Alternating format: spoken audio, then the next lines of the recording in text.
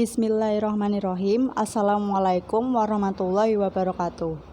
Perkenalkan, nama saya Zunia Nanda Maharani, NIM 18202-131. Di sini saya sebagai penyimpul materi dari kelompok tema 12. Dan kesimpulan materinya adalah sebagai berikut.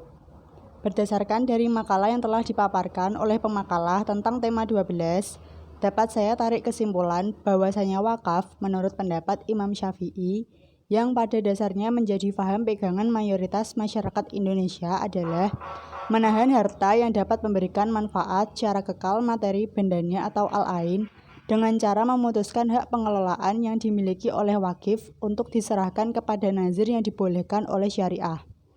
Dalam sejarahnya, syariat wakaf terus berkembang dimulai dari masa Rasulullah dan praktik wakaf menjadi lebih luas pada masa dinasti Umayyah dan dinasti Abbasiyah, dan kemudian senantiasa terus berkembang.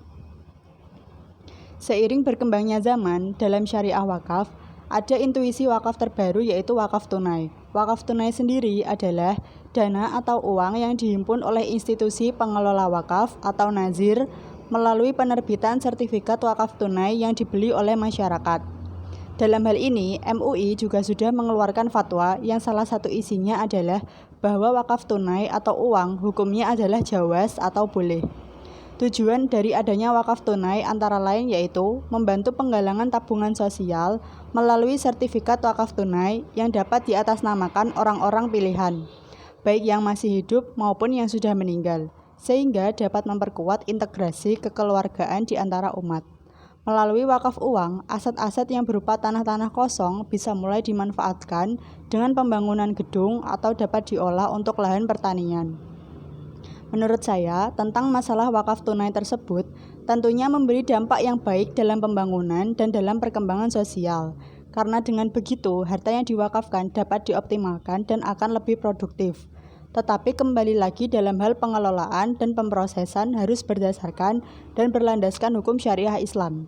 Selain itu, syarat dan rukunnya juga harus terpenuhi. Rukun wakaf uang diantaranya adalah al-wakif atau orang yang berwakaf, al-mauquf atau harta benda yang akan diwakafkan, al-mauquf alaih atau sasaran yang berhak menerima hasil atau manfaat wakaf, dan sighoh atau pernyataan pemberian wakaf, baik dengan lafaz, tulisan maupun isyarat. Sedangkan syarat dari wakaf uang adalah wakif, mauquf alaih, sighoh, dan tunai atau khiyar. Dalam hal pengelolaan dana wakaf tunai harus dirumuskan pada sistem pengelolaan yang standar pelaksanaannya dapat selaras dengan target dan juga tujuan pengembangan serta intensifikasi dana wakaf tunai.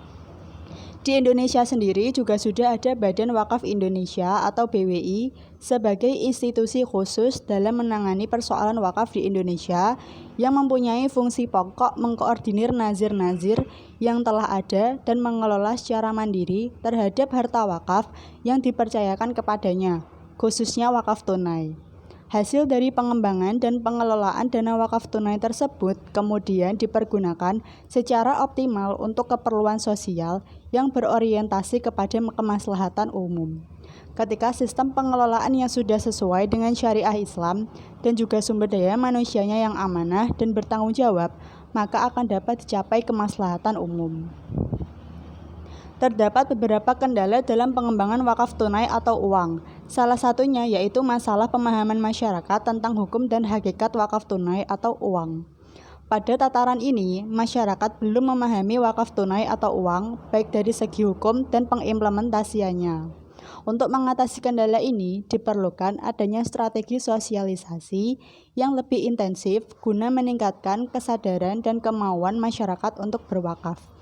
Demikian kesimpulan materi yang dapat saya sampaikan. Apabila ada kesalahan, saya mohon maaf. Sekian dari saya. Wabillahi taufik wal hidayah. Wassalamualaikum warahmatullahi wabarakatuh.